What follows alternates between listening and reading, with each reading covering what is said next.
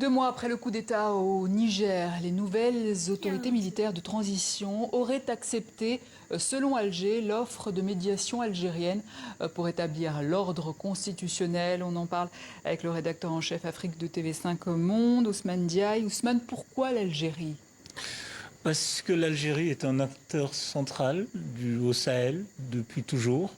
Il faut se rappeler que dans le Mali voisin, qui connaît des tourmentes, l'Algérie, le socle politique même euh, du processus de paix, c'est l'accord d'Alger, c'est-à-dire c'est un accord de paix qui s'est fait sous la houlette de l'Algérie.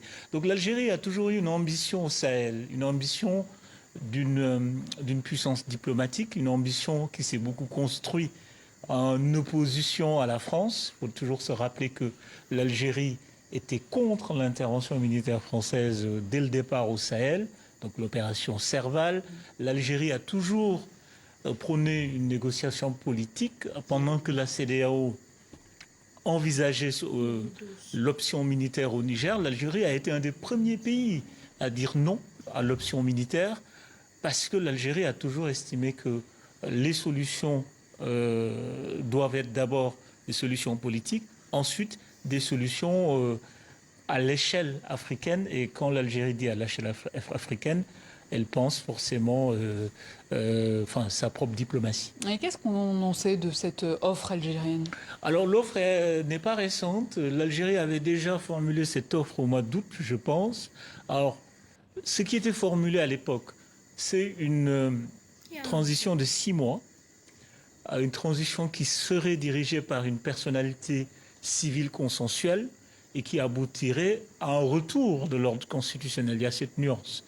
Entre-temps, la donne a changé. Entre-temps, le président du comité national qui a pris le pouvoir au Niger a précisé que la transition durerait un peu plus longtemps, d'après ses premiers entretiens, ses premières prises de parole.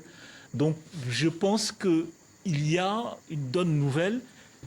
L'autre élément de la donne nouvelle, c'est qu'entre-temps, il y a une bonne partie, il faut le dire, des partis politiques nigériens, donc l'opposition à travers le parti d'Ahama Amadou, une partie même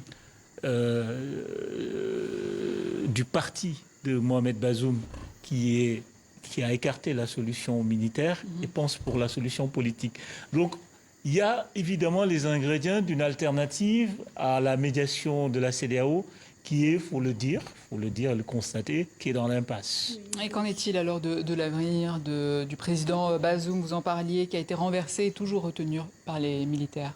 Alors, l'élément nouveau, la famille de Mohamed Bazoum a déclaré qu'elle va porter plainte à Niamey, parce qu'il y avait une procédure au niveau de la CEDEAO, une plainte pour séquestration, complot, etc. Il me semble qu'aujourd'hui, ce qui est intéressant, c'est que le front autour de Mohamed Bazoum s'effrite au fil du temps. Les militaires qui ont pris le pouvoir semblent gagner la